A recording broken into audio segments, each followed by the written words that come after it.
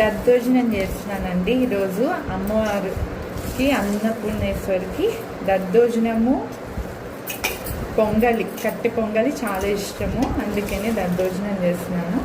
మా పక్కన గుళ్ళో ప్రసాదం ఇవ్వటానికి అమ్మవారిని పెట్టారు, అక్కడ ప్రసాదం ఇద్దామని చెప్పి అందరికీ దద్దోజనం చేస్తున్నాము. అన్నం ఉడకపెట్టి దాంట్లో ఫ్రెష్ పెరుగు కలిపి ఇట్లా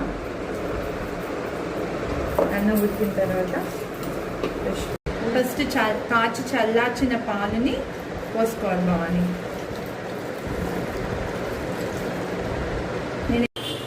అది కలిపేసుకున్న తర్వాత దద్దోజనం అలా దీంట్లో తిరమూత వేసేసి దినుసులన్నీ వేసుకుని నూనెలో తిరమూత వేసుకుని అల్లం పచ్చిమిర్చి కరివేపాకు రెడీగా పెట్టుకుని దీంట్లో మిరియాలు ఇంపార్టెంట్ దద్దోజనంలో, అదే ప్రాణం దద్దోజనానికి.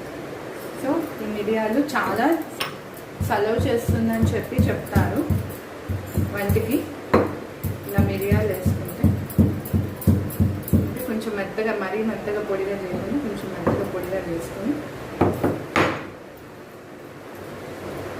ఇట్లా పక్కన పెట్టుకొని ఇప్పుడు వేసేసుకోవచ్చు తిరగొట్టుకొని.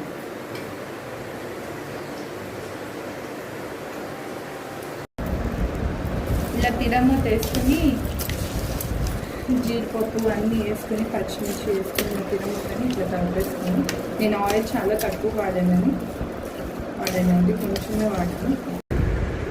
నాకన్నా బాగా చేసేవాళ్ళు చాలామంది ఉంటారు బాగుంది. కాకపోతే అమ్మవారికి చేసినప్పుడు ఏ ప్రసాదం చేసినా అది అమృతమే అవుతుందని చెప్పేసి నా నమ్మకం. నేను ఎక్స్పర్ట్ని కాకపోతే అందిస్తున్న తర్వాత దద్దోజనంలో చక్కగా కొన్ని పాలు కాసి చల్లార్చిన పాలు మాత్రమే బాగా పోసుకోవాలి. మళ్ళీ